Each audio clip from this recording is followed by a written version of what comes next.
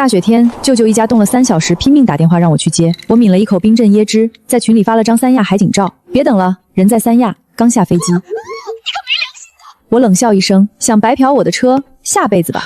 而他们呢？周老二在打呼噜，舅妈在后座吃辣条，表妹在玩手机，偶尔还要嫌我开车太晃，影响她。有一年，舅妈甚至在年夜饭桌上当着全家人的面批评我：清月，你这孩子信让你舅舅在车上睡会儿吗？你就故意在路上磨蹭，多开了1倍的时间，我看你就是存心的。我妈不仅没帮我说话，还笑嘻嘻的给舅妈敬酒。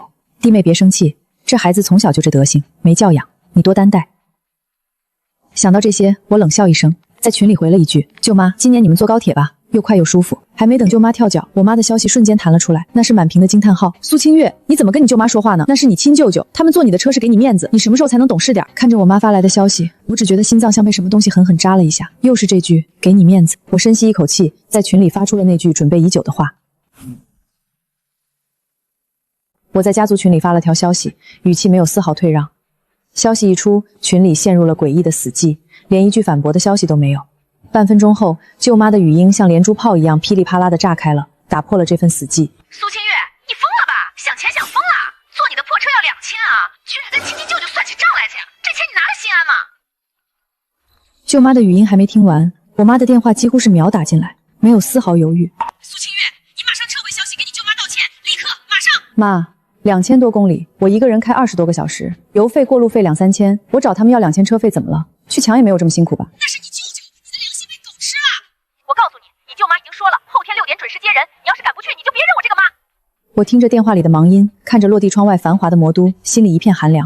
其实我并不缺这2000块钱，我只是不想再当那个出钱出力还不讨好的冤大头了。这时微信闪了一下，打破了我心底的沉滞。我没有丝毫犹豫，指尖飞快敲击，回了2个字。我一边打包行李，一边看着家族群里的闹剧，只觉得可笑又可悲。我妈在群里低声下气地给舅妈道歉，只为保证我后天准时到达。而舅妈则摆出一副高高在上的姿态，提出了新的要求。她居然还敢要求我买好烟好酒给舅舅路上解乏，真是得寸进尺。我冷笑一声，心里已经有了主意。想要好烟好酒是吧？他们大概以为我还会像以前一样乖乖听话，任他们拿捏。那你们就慢慢等着吧，这一次我不会再让自己受委屈。转天一早，我没去修车店做保养，而拎着行李箱直奔机场。万宁的阳光和海风正等着我。上了飞机，我关掉了手机，彻底与那个乌烟瘴气的世界切断联系。落地后，我打开手机，群里的消息已经炸开了锅。先是表妹周菲菲，你人呢？一条接一条的发来催促消息。紧接着是妈妈发来的消息，满是哀求与逼迫。我入住酒店，站在巨大的海景落地窗前，喝了一口冰镇可乐，真甜。我随手拍了一张蓝天白云沙滩的照片，发到了朋友圈，配文很简单，却藏着我从未有过的轻松。然后我屏蔽了朋友圈里的那群吸血鬼，安心的睡了一个午觉。等我醒来时，家族群里已经不仅仅是催促了，那是泼天的谩骂。周大姐，他居然一个人跑万宁去了，我们一家老小打车到了他楼下，司机还等着结账呢，他居然连个面都不露。我看着屏幕，勾了勾唇角，是时候回击了。这些年的委屈和退让，到此为止。清月，你现在长本事了，你居然敢骗我，你到底在哪儿？妈，我有项目，不回家，是你非要我答应舅妈，还保证我一定会去。那你为什么不在群里说清楚？我说1人2000，他们没给钱，默认不成交，我有错吗？你舅舅他们打车去你家楼下花了快100块，这钱你得给他们报销。还有，你舅妈说了，你要是不回来，这亲戚就断了。断就断吧，反正这几年除了我给他们开车，他们没拿我当过亲戚。你这个你滚！你以后死在外面都别死回来！挂掉电话，我把手机往床上一扔，看着窗外的晚霞，心里五味杂陈，眼眶有点热。我并不是不难过，只是那种被当作工具人的愤怒早已盖过了亲情的余温。这时，我爸给我发了一条私信，像一束微光，照亮了我心底的寒凉。我爸的消息很简单，却让我心底升起一丝暖意。可这份暖意只持续了1秒，下一秒，我就在朋友圈看到了我妈发的动态，是一张全家福，配言里的每一个字都像针一样扎在我心上。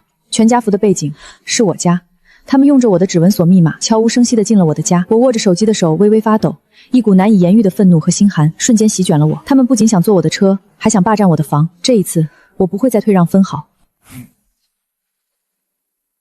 我看着那张照片，气得笑出了声，心底的愤怒几乎要溢出来。我为了工作方便，在市中心供的一套小两房，钥匙只给过我妈一把，没想到这成了她招待尊贵客人的招待所。群里表妹又开始使唤我，仿佛我的东西就是她的一样。清月姐，你家这被子有点潮啊，你妈正在帮我们晒呢。还有啊，你冰箱里那些死贵的进口水果，我们就先替你消灭了。周大姐，你这女儿虽然人品不行，但这房子装的还真不错。小宝今年正准备相亲，正合适啊。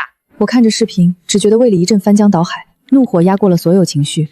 我直接在群里发了一条消息，没有丝毫犹豫，3分钟内从我家搬出去，否则我报警。苏清月，你吓唬谁呢？这是你妈开的门，你有本事把你妈也抓进去啊！苏清月，你舅舅难得回来一次，住2天怎么了？能不能大度一点？妈，那房子是我的名字，既然你这么喜欢大度，那正好，擅闯民宅够他们喝一壶的了。我没开玩笑，既然他们不知好歹，那就别怪我不念亲情。你好，我不在家，家里进了贼，对，有监控录像，他们正在破坏我的财物。挂掉电话，我静静等待，不到10分钟，物业管家就有了消息。苏小姐，警察已经到你门口了，请问确定要破门吗？我看着手机屏幕，没有丝毫犹豫，一字一顿地回了过去。这一次，我不会再委屈自己，不会再当那个任人拿捏的工具人，属于我的一切，我都会亲手拿回来。警察出警的速度比我想象中快，没过多久，物业管家就在群里发了视频。警察同志，就是这家，业主苏小姐在万宁出差，这几个人强行闯入住宅。周美琴女士，房子是我买的，贷款是我还的，我允许你偶尔过来，没允许你带一家子住下。现在要么你们自己滚，要么让警察送你们去拘留所过年。我将语音发在群里，保证每个人都能听到。话音落下，群里瞬间没了动静。苏清月，做人不能太绝，咱们是亲骨肉。亲骨肉会在高速服务圈扔掉我的行李箱，会白嫖我5年的邮费，连句谢谢都没有。周国强，你的脸皮是防弹衣做的吗？请立即离开，否则我们将采取强制措施。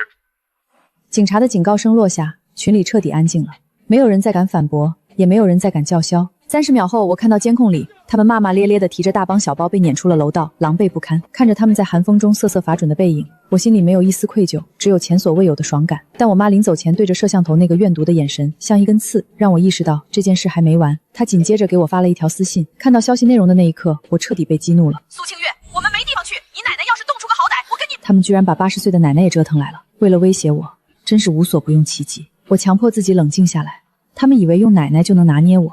可他们不知道，我早已不是那个任人摆布的软柿子了。我奶奶竟然被我妈一起带了过来。她很清楚，奶奶是我的软肋。奶奶在老家有房有地，偏偏大年29被折腾来魔都，分明是舅妈撺掇，想借老人名义霸占我的房子过年，再捞一笔压岁钱。我立刻给奶奶打去电话，心里又疼又气。清月啊，你妈非要拉我上城里，说你要带我们去奶奶声音发颤，一听就受了不少罪。冰天雪地的，我啊，这老腿真受罪。听着奶奶的话，我心疼的直抽抽，语气却必须硬起来。奶奶您等着，我让物业给您叫车，送您去魔都最好的康阳酒店，钱我出。我先安顿好奶奶，绝不让她跟着受罪。我妈和周老二一家，让他们在马路上待着就行。至于那一大家子，我半分情面都不会给。安顿好奶奶，我直接把手机调成飞行模式。万宁的海风很暖，领导在酒店露台包了场，香槟、海鲜、烟火应有尽有。同事们举杯欢庆，新年气氛热烈。我也喝了一大口冰香槟，浑身舒畅。这是我28年来过得最清静、最像样的一个年。没有周老二的二手烟，没有表妹的聒噪，更没有我妈那永远填不满的孝道枷锁。晚风微醺，我终于过上了属于自己的人生。就在我放松时，领导走了过来。苏清月，有个事儿提醒你，刚才有人自称你舅舅，打电话到前台，说你侵吞家产。舅舅周国强竟然把电话打到了我公司，还要举报你生活作风有问题。他不仅污蔑我，还要毁我工作。我捏着酒杯的手猛地收紧，寒意从心底蔓延。周国强，你还真是死性不改，非要逼我下死手。既然他不知好歹，那就别怪我不留情面。正月初3，新项目启动。我本以为在万宁能躲清静，结果周国强居然带着我妈和表妹坐了廉价航空，一路杀到了万宁的项目驻地。他们打听到了我的办公地点，直接在大门口拉起了横幅：无良女儿苏清月私吞公款，虐待亲母，天理难容。路过的游客和同事议论纷纷，指指点点。我妈坐在地上拍着大腿哭天抢地，我上辈子造什么孽啊，养出这么个白眼狼，自己住海景房，让亲妈睡马路啊！表妹周菲菲举着手机在那直播，嘴里还振振有词，家人们谁懂啊？这种不孝顺的亲戚居然还能当经理，大家快来避雷！领导皱着眉头看着我，苏清月，这事儿影响太恶劣，你赶紧处理好，不然项目你别跟了。我看着那几张丑恶的嘴脸，怒极反笑。我拿出手机，点开了几个月前就准备好的文件夹，那里面有过去5年我所有的转账记录、行车记录仪录像，还有舅妈在老家非法集资被我挡下的证据。我走到他们面前，没有求饶，也没有愤怒，只是晃了晃手里的 U 盘。周国强，你确定要闹？我手里可是有舅妈去年在村里骗邻居养老钱的完整证据。只要我一报警，你猜你是先拿到我的赔偿款，还是先去探监？周国强的脸色瞬间变得惨白，横幅直接掉在了地上。苏清月，你胡说什么？舅妈从人群后面钻出来，声音在发抖，但眼神还在躲闪。我冷笑一声，直接外放了一段录音，里面正是舅妈和邻居商量怎么把养老钱汇入她私人账户的声音。舅妈，这钱我当初帮你补上了，是因为我妈求我说怕你坐牢丢了周家的脸，但既然你们现在不要脸了，那这钱我也该拿回来了。我转头看向我妈，她此时还愣在原地。妈，这就是你口中亲得不得了的弟弟弟妹，他们为了那点车费和房费，连你女儿的前程都要毁掉，现在他们还要因为诈骗进去，你还打算带他们去吃团圆饭吗？我妈张了张嘴，还没说话，舅舅周国强突然反手给了舅妈一个耳光。都是你出的什么馊主意，说闹一闹苏清月就会给钱，现在好了吧？舅妈也不甘示弱，抓起周国强的领口就撕扯。周国强，你想把自己择干净，当初说苏清月在魔都有房有车，咱们得去捞一笔的不是你。看着他们在公司门口互相攀咬厮打，周围的人看戏看得津津有味，这出狗咬狗的戏码比春晚精彩多了。我妈终于崩溃了，她蹲在地上掩面大哭，但我没去扶她，因为我知道只要我一伸手，她又会顺杆爬，让我原谅这群畜生。我对着保卫科招了招手，非法集会，扰乱办公秩序，报警吧。警察把他们带走的时候，我妈突然冲过来抓着我的裤脚，声音凄厉，清月，妈错了，妈再也不逼你了，你救救你舅舅吧。警察带走了周国强一家，我妈因为情绪激动被送到了附近的诊所。我坐在诊室外，看着窗外万宁明媚的阳光，这一切本该在5年前就结束。我妈醒来后看到我，第一句话还是，清月，你舅舅虽然有错，但他毕竟是你舅舅。我直接打断他，妈，我有2份文件给你看，一份是我妈这些年偷偷挪用我寄回家的养老钱去贴补周老二盖房子的收条，另一份是由于我长期高强度单人驾驶导致我腰椎和颈椎严重受损的诊断书。妈，这5年我为了接送他们差点死在高速上，你为了贴补他们把我的血汗钱拱手送人，现在他们要毁了我的工作，你觉得你还有资格让我救他们吗？我妈看着那张诊断书，手剧烈地颤抖起来。她一直以为我开车回来很轻松，以为我赚很多钱，以为我大度是理所应当。从今天起，我会每个月按时给你2000块赡养费，但这房子、车子还有我的人都和你没关系了。我站起身，头也不回地往外走，身后传来我妈绝望的哭声。我走在沙滩上，把那家人的所有联系方式全部拉黑删除。原本以为会很沉重，没想到呼吸竟然从未如此顺畅。正当我准备回酒店继续工作时，一个陌生的号码发来一张照片，照片里我魔都房子的门锁被暴力拆除了，周国强的儿子，也就是那个平时最被宠溺的小胖子周小宝，正坐在我客厅的地毯上，手里拿着打火机，笑得一脸狰狞。看着照片里周小宝举着火机满脸狰狞的模样，我的血往脑门上直冲。那是我省吃俭用供出来的家，不是他的垃圾场。我没理会舅妈发来的孩子还小，开个玩笑这种丧良心的语音，直接联系了守在门口的物业和警察。警察同志，我有实时监控，屋里的人不仅非法侵入，还在纵火威胁，请立刻破门。监控里原本还在地毯上撒尿的周小宝被巨大的破门声吓得瘫坐在地，紧接着周老二和舅妈尖叫着被按在地上，我妈则在一旁哭得歇斯底里，喊着一家人何必至此。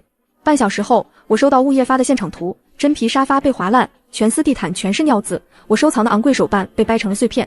我冷笑着把所有维修报价单和受损证据整理成册，一并传给了办案民警。既然你们拿孩子当挡箭牌，那我就让你们看看这个盾牌到底有多重。周国强2口子因为教唆未成年人毁坏财物和非法侵入被拘留了，但我妈却在看守所门口给我发了一段，背景是冰冷的马路。苏清月，你要是不撤诉，我就死给你看，你非要逼死所有人你才甘心吗？看着屏幕里，我连眉毛都没动一下，这种戏码他演了半辈子。我直接把视频转发给了远在老家的我爸，爸妈在万宁要闹，你看着办，不行就报警送精神科，医药费我出。果然，视频那头很快传来了我妈中气十足的骂声，哪还有半点颓丧。舅妈在里面关着也不消停，让表妹周菲菲天天给我打骚扰电话，从求情到咒骂，花样百出。苏清月，你还是人吗？小宝才10岁，你让他留案底，他这辈子就毁了。我冷冷回了一句，毁掉他的不是我，是你们这对手脚不干净的父母。欠我的2万块维修费，少1分我就走法律程序到底。周菲菲气急败坏地喊道，我们没钱。要钱没有，命有一条。没钱？你们那辆新买的小轿车，我看就不错。我翻开了当年我妈偷偷转账给周老二买车的证据，嘴角泛起冷意。我向法院申请了财产保全，那辆周老二最得意的代步车在众目睽睽之下被拖走了。舅妈在拘留所里听到消息，气得当场晕倒。而我妈竟然带着姥姥直接闯进了我在万宁的办公区，跪在了所有人面前。万宁的项目正处于关键期，我妈带着满头银发的姥姥在办公大楼前这一跪，瞬间引来了无数围观者。苏清月啊，你救救你亲舅舅吧，你姥姥这把骨头快散了，你这是要折她的寿啊！我妈哭得昏天黑地，姥姥则颤巍巍地拉着我的裤脚，声音哀戚，清月，都是一家人，别做得太绝，让你舅舅出来吧。同事们看我的眼神再次变了，指点声此起彼伏。我站在阳光下，居高临下地看着这2个我最亲近的长辈，心里竟没有一丝波澜。妈，姥姥，你们知道周国强教唆孩子在我家放火的时候，想过我会不会被烧死吗？我妈愣住了，撇嘴道，那不是没烧着吗？小宝才几岁，他懂什么？他不懂，你们懂。我拿出平板，播放了周老二在车上抽烟，舅妈随手扔掉我行李箱的合集。这5年，我付出了10万块的邮费和劳力，换来的是这种羞辱。今天这一跪，就当是断亲礼了。我拨通了保安队的电话，强制将他们带离。我妈临走前指着我的鼻子大骂，苏清月，你这种没良心的东西，迟早要遭报应。你以后生孩子没屁眼。可她不知道，报应真的来了，但不是冲着我，而是冲着她最疼爱的弟弟。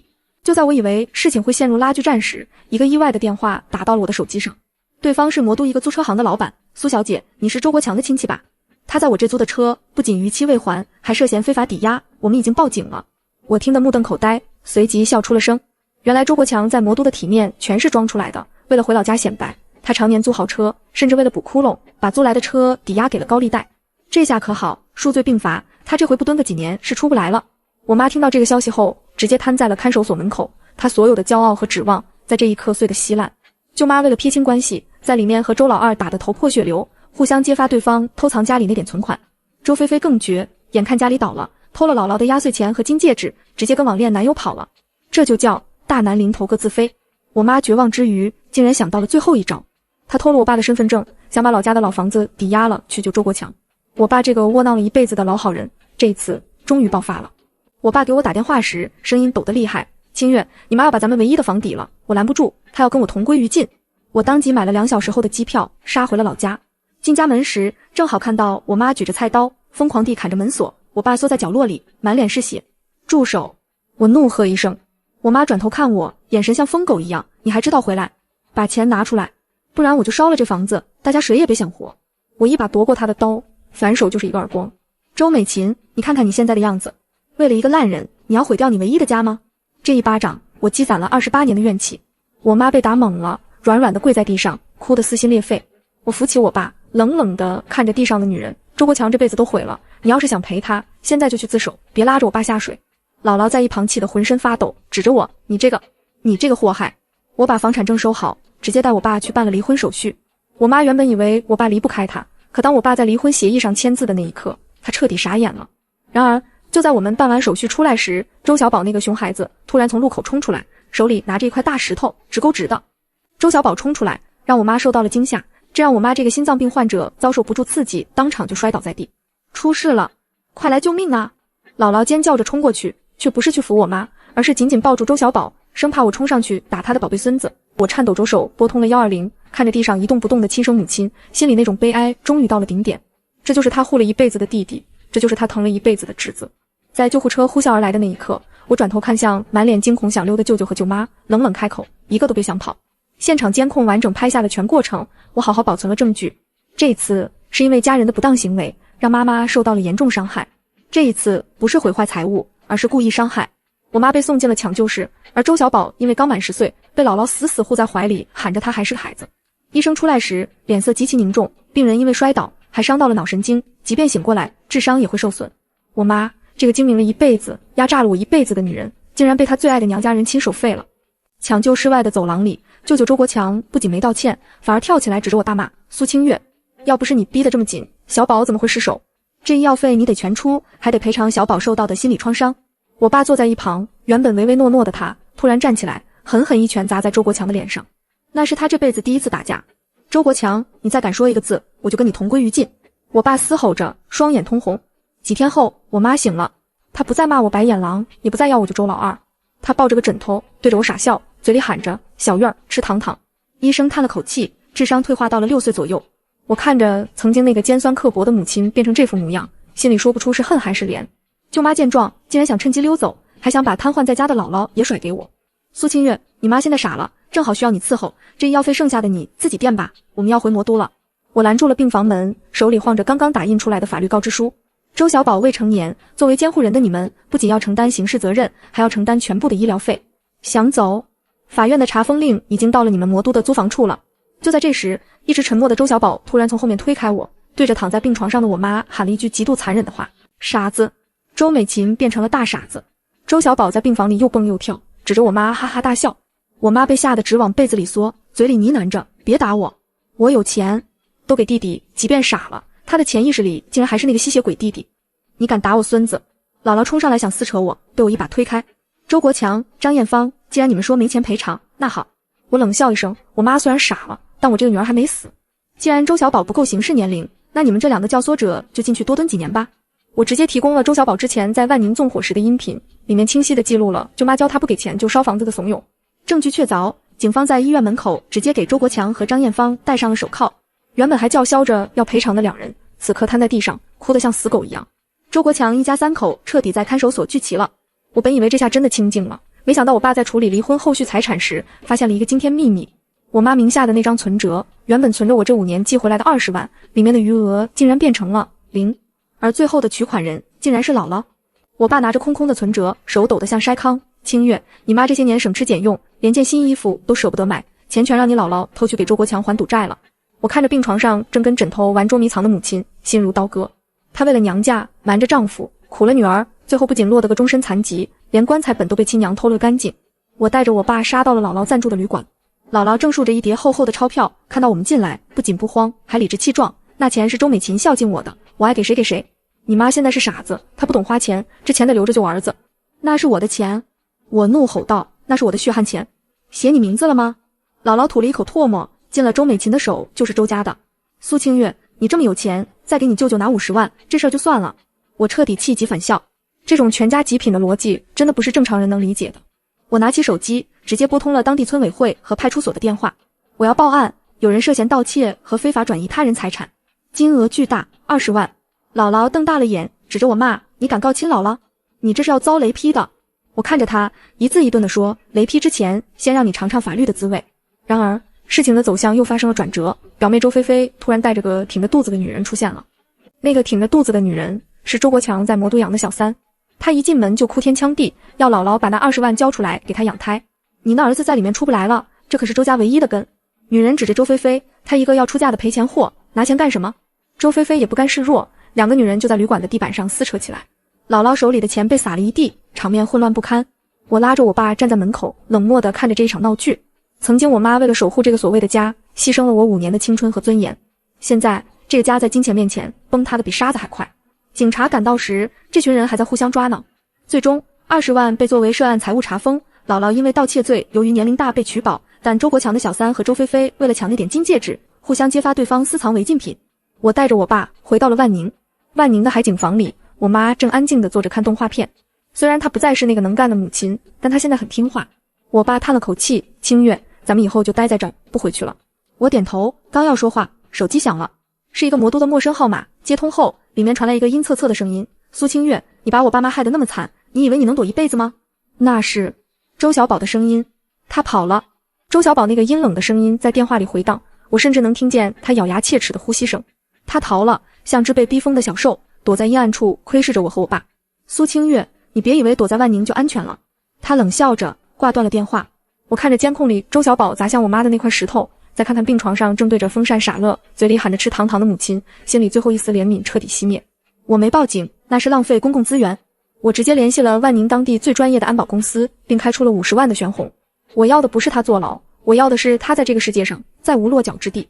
周国强两口子在魔都看守所里听到了儿子失踪的消息，急得撞墙，却只能眼睁睁看着我把他们的租房合约彻底终止，连那几件破烂衣服都扔进了垃圾填埋场。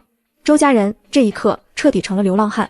就在我严防死守的时候，我爸在菜市场门口被人推了一把，推他的人居然是消失多日的表妹周菲菲。她此时面色蜡黄，怀里抱着个破包裹，眼神疯狂。苏清月，把你妈那20万给我，不然我就把你爸推到车底下去。周菲菲此时哪里还有半分昔日娇俏表妹的影子，她像个彻头彻尾的疯婆子，死死拽着我爸的领口。我赶到现场时，周围已经围了一圈人，我爸吓得脸色苍白，一动不敢动。周菲菲，你不是跟网恋男友跑了吗？怎么人家没看上你，把你甩了？我冷笑着，步步紧逼。周菲菲尖叫着，指甲在我爸脸上抓出血痕，那个男的骗光了我的钱，都是因为你，要不是你害我爸妈坐牢，我怎么会走投无路？多么荒唐的逻辑！我看着他，只觉得可怜。你想要那20万？我晃了晃手机，那钱已经被警方查封了，作为你爸非法抵押和周小宝故意伤害的赔偿款。你想要，去派出所领。周菲菲愣住了，就在她失神的一瞬间，我一个箭步冲上去，狠狠扣住她的手腕，反手就是一个过肩摔。这一跤是替我爸还你的。我踩在她的手背上，声音冷如寒冰。周菲菲被送进了派出所，她为了减刑，交代了一个惊天秘密。周小宝没跑远，他就在苏清月家老宅的地窖里，他想等苏清月回去的时候，把全家人都烧死。我握着手机的手微微发抖。地窖，那是我小时候最喜欢捉迷藏的地方。根据周菲菲的交代，我立刻带着警察赶回老宅。警方小心包围了地窖，避免发生危险。打开地窖门，里面只有一些旧纸箱和杂物。周小宝缩在角落，我蹲下来，平静又认真地对他说：小宝，用伤害别人的方式解决问题，只会让你自己走上错路。你爸妈做错事，是他们要承担责任，不是你用极端方式报复的理由。你现在改正，还来得及。警察温柔地上前安抚，耐心劝导他，没有使用任何强制手段。周小宝慢慢冷静下来，跟着民警离开，接受家庭教育与心理辅导。这场因溺爱与错误引导带来的闹剧，终于在合法、温和、安全的方式下得到解决。后来我妈的病情突然加重，常常出现幻觉。医生检查后发现，她长期服用舅妈推销的劣质3无保健品，里面有害物质超标，严重伤害了身体。那些看似不起眼的小东西，一点点毁掉了她的健康。我看着化验报告单，那些所谓的保健品，其实就是重金属超标的废渣。周国强两口子不仅吸我妈的血，甚至在临别前还要榨干她的最后一丝生命值。我拿着报告单去了魔都看守所，玻璃窗那头，周国强苍老得像个鬼。看到我，他第一句话居然是：苏清月，给我弄点好吃的，里面的饭太差了。我把化验单贴在玻璃上，一字一顿地告诉他：周国强，你姐快死了，是你亲手把她毒死的，你卖给她的那些烂药，现在成了她的夺命符。周国强的瞳孔骤然收缩，他疯狂地摇头：不，那是好东西，那是发财的路子，发财，发你祖宗的财。我冷笑着关掉对讲机，你就在这儿好好看着，看着你最疼爱的姐姐怎么慢慢烂掉，看着你的宝贝儿子怎么在少管所里被人欺负。走出看守所，阳光刺眼。我妈这个可怜又可恨的女人，终究是为她的伏地魔生涯付出了最惨烈的代价。回到万宁，项目圆满落幕，我晋升为大区负责人。我爸照顾着傻了的妈，生活渐渐归于平淡。直到有一天，我收到了一个包裹，里面是一叠发黄的旧相片和一张存折。那存折上的开户名居然是我。我颤抖着手打开那张存折，上面记录着密密麻麻的存款信息，每一笔钱都不多，300、500、1000。最后一笔存款时间竟然是我去年春节前夕。存折的封底写了一行歪歪扭扭的字：给清月传的嫁妆，别让周家人知道。这是我爸的笔记。原来这5年，我爸虽然懦弱，虽然在这个家里没有地位，但他一直在偷偷帮我攒钱。那张被姥姥偷走的20万存折只是我妈的，而这一张是我爸用捡废品打零工的钱一点点抠出来的。泪水瞬间模糊了我的视线。在这个冷得像冰窟窿一样的家里，原来一直有一盏微弱的灯在为我亮着。我转过头，看着正在阳台上给我妈剪指甲的我爸，他那原本挺直的脊梁已经彻底弯了。爸，我喊了一声。我爸抬起头，憨憨地笑了。清月，快来歇会儿，爸给你煮了最爱吃的白灼虾。生活似乎终于要放过我们了。但就在我准备全家定居万宁时，监狱那边传来消息，周国强在里面和人发生冲突，被人打断了腿，想申请保外就医。而他指定的唯一担保人和医疗费支付人写的是苏清月。监狱那边的电话挂断后，我看着窗外万宁明媚的海景，心里不仅没有一丝波澜，甚至还想笑。周国强想保外就医，唯一的理由是断了腿没人管，还指望我这个被他吸了5年血的外甥女去当垫脚石。我直接回拨了监狱管教的电话：警官，周国强不仅欠我20万受损赔偿，还涉及教唆未成年人纵火，目前民事赔偿1分未付。至于家属，他亲姐姐也就是我妈被他儿子砸成了6岁致伤，目前也在住院。我们没钱也没人，建议他在里面接受免费治疗。电话那头沉默了。我挂掉电话，转手就给那个怀着周国强中的小三发了条消息：周国强腿断了，如果你不去医院伺候，他那些隐形资产可就全归周菲菲了。既然周国强这么喜欢家人，那我就把这群想分食他最后一点骨髓的恶狼全部引到他床前。不出半天，周国强的病房就成了战场。小三带着挺起的肚子和周菲菲在走廊里互扇耳光，周国强躺在床上动弹不得，被泼了一身的滚烫稀饭。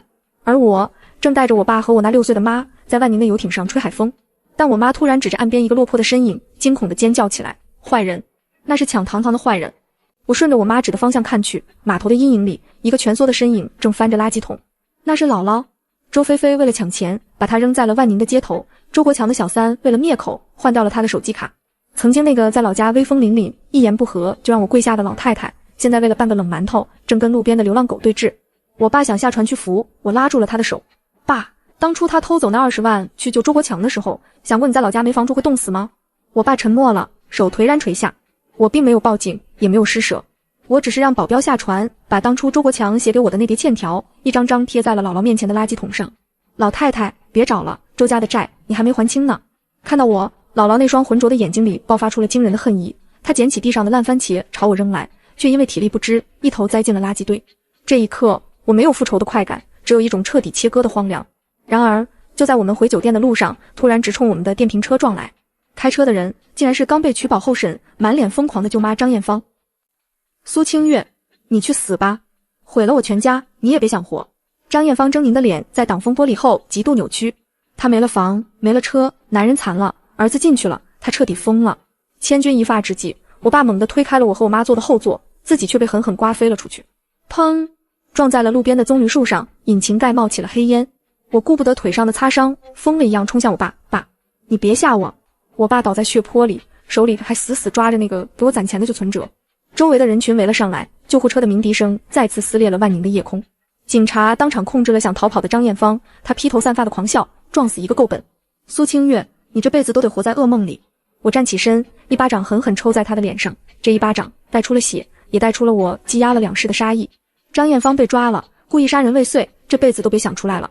但我爸在手术室抢救了6个小时，出来时，医生递给我一份病危通知书。苏小姐，你父亲的内脏受损严重，加上长期劳累，营养不良，请做好心理准备。我捏着那张存折，指甲深深掐进掌心。周家人，我真的要你们血债血偿。我爸最终挺过来了，但他切除了一半的脾脏，余生只能静养。看着病床上瘦成皮包骨的父亲，我做了一个决定。我聘请了魔都最顶尖的律师团，向兰家发起了全方位的民事索赔。周国强的残疾赔偿金、扣押、兰家村那块老宅地基、拍卖，甚至连周菲菲刚买的名牌包和手机也被法院作为涉案财物当众追缴。我要让他们每个人都负债累累，不仅是钱，还有尊严。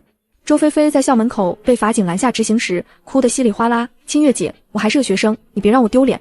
我冷漠地看着她，你扔我行李箱的时候，怎么没想过我会不会被公司开除？你爸毒死你姑姑的时候，怎么没想过那是你亲姑姑？最后，周家人唯一的资产只剩下了那一身囚服。而在医院里，我妈这个6岁的孩子突然拉着我的手，指着窗外的蓝天说了一句话：清月，周老二是坏人，不要给他买糖了，钱留着给清月买裙子。我妈的眼神在那一瞬间清亮的可怕。她醒了，还是回光返照？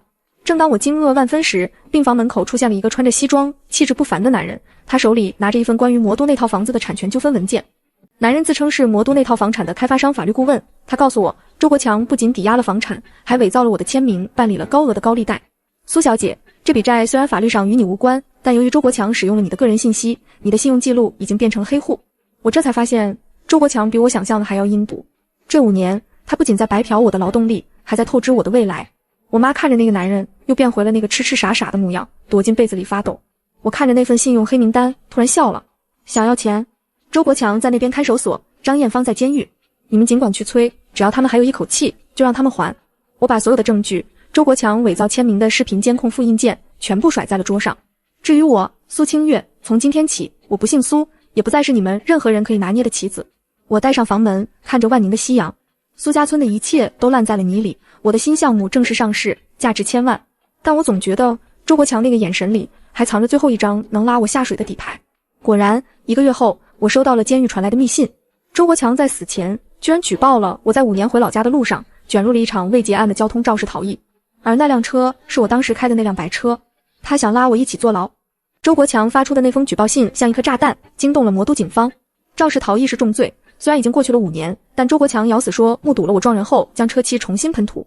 苏清月，警察已经在路上了。我妈在那头突然清醒了1秒，眼神里满是恐惧。你舅舅说，只要你把万宁的项目款分他一半，他就翻供说是他看错了。我看着屏幕上周国强那张扭曲的笑脸，心里平静的不起一丝波澜。他以为抓住了我的死穴，却忘了这5年我开的那辆车，行车记录仪的数据我每年都会备份。我安抚好惊恐的我爸，拿起车钥匙，直接开车去了魔都公安局。警察同志，我不是来接受传唤的，我是来提交5年前的行车录像，并控告周国强诬告陷害。周国强想拉我入地狱，那我就先送他上断头台。5年前的录像被调取了出来，画面里我的车稳稳停在路边，而真正撞人后疯狂逃逸的是一辆套牌的黑车，而那辆黑车的驾驶座上露出的半张脸，赫然是周国强。我冷笑着看向审讯室外的周家亲戚，贼喊捉贼，这出戏你们演得满意吗？当警察把当年的肇事录像甩在周国强面前时，他整个人瘫在了轮椅上，嘴唇子青，一句话也说不出来。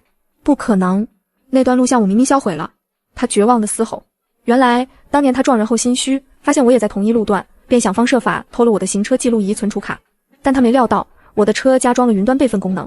这下好了，不仅诬告陷害罪名成立，当年的肇事逃逸重案也重启了。周国强的刑期从5年直接跳到了15年，这对他这种透支了身体的人来说，基本等同于终身监禁。舅妈张艳芳在监狱里听说后，为了减刑，彻底撕开了最后一点温情，揭发了周国强还涉及的一桩建材诈骗案。周家彻底塌了，像个被风干的土堆，一吹就散。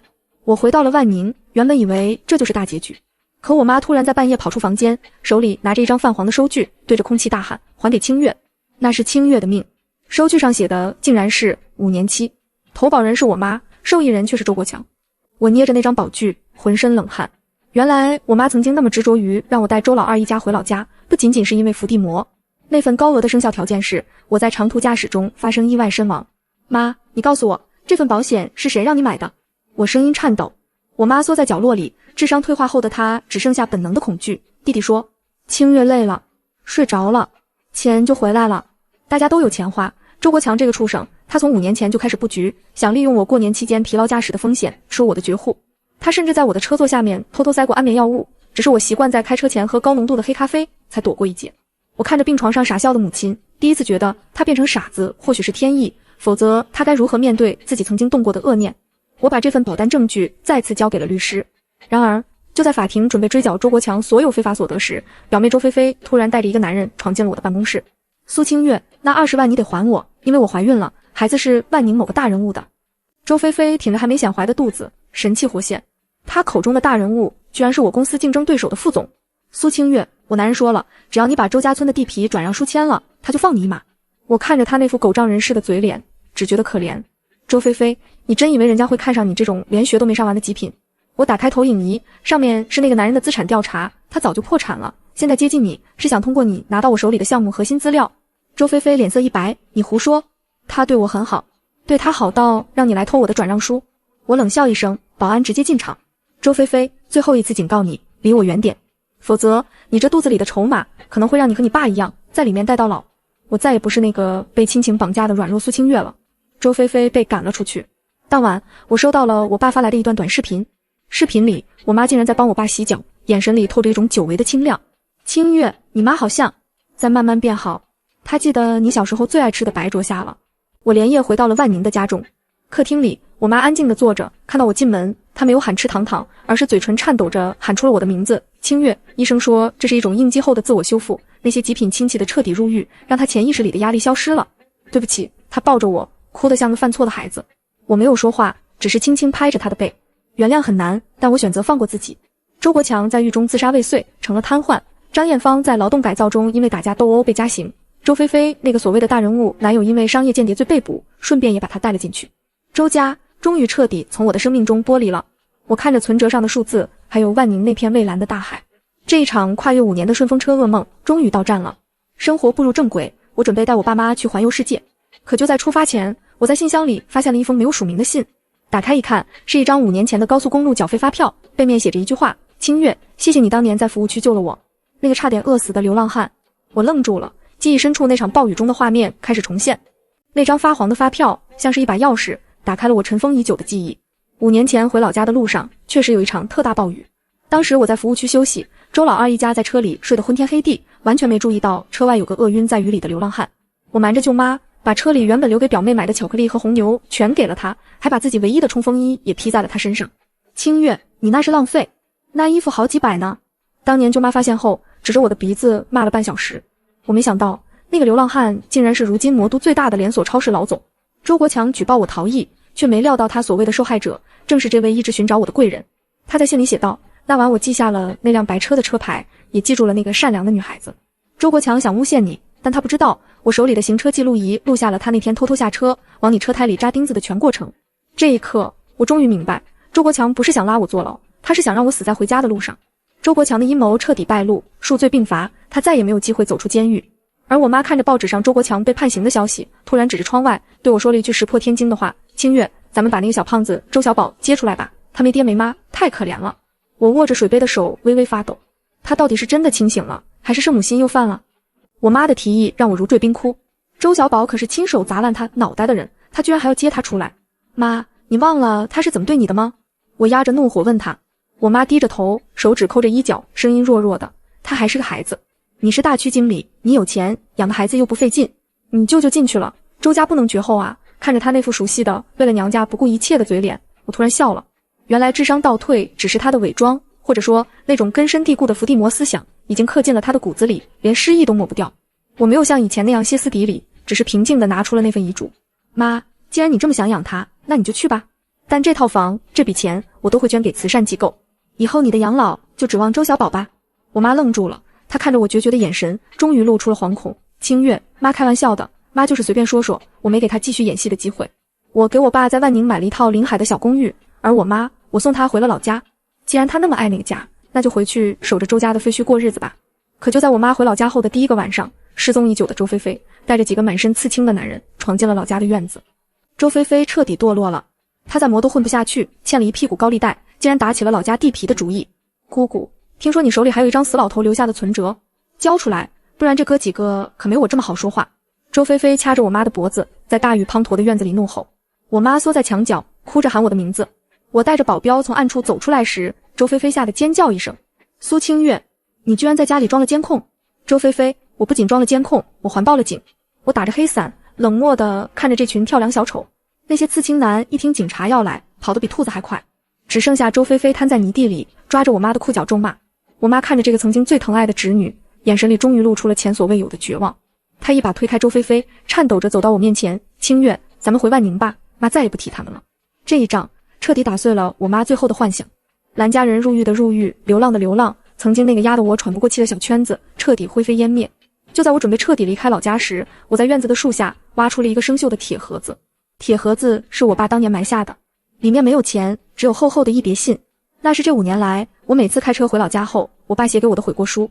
他不敢寄，只能埋在树下。清月，爸没用，看不住你妈。看着你眼圈青黑的开车回来，爸心疼的想撞墙。清月，你妈把你的钱给周国强了，爸偷偷去工地搬砖，给你攒了1万块，你一定要自己留着。看着这些信，我蹲在树下哭得不能自已。原来在这个名为家的牢笼里，我一直都有一个并肩作战的战友，只是他太卑微，只能用这种方式守护我。我妈走过来，看着那些信，久久没有说话。她最后一次回过头，对着周国强一家的照片狠狠啐了一口，然后亲手点燃了那堆照片。清月，咱们走，再也不回来了。万宁的项目庆功宴上，我成了最年轻的合伙人。我爸我妈坐在台下，穿得体体面面。就在我要上台领奖时，那个超市老总，当年的流浪汉，牵着一个年轻人的手走了过来。苏小姐，这是我儿子，想介绍给你认识一下。我没有接受那个所谓的相亲，但我接受了那位老总的商业合作。周国强最终病死在狱中，张艳芳因为表现良好提前出狱，却发现周小宝在少管所出来后，第一件事就是偷光了他仅剩的几百块钱跑了。至于周菲菲，听人说在魔都的某个洗脚城见过她，浓妆艳抹，早就没了当年的傲气。我妈在万宁的小院里种满了花，她的智商没有完全恢复，但她变得很安静，每天只会研究怎么给我和我爸做好吃的。那2000公里的顺风车我再也没开过。现在我回家，要么是飞机，要么是高铁，我再也不会为了所谓的面子去透支自己的命。庆功宴后，我走在万宁的沙滩上，看着海边升起的烟火。手机微信群里那个相亲相爱一家人的群早就被我注销了，取而代之的是一个只有3个人的群，名字叫向阳而生。我发了一张全家福过去，配文：今年的年夜饭我们吃大龙虾。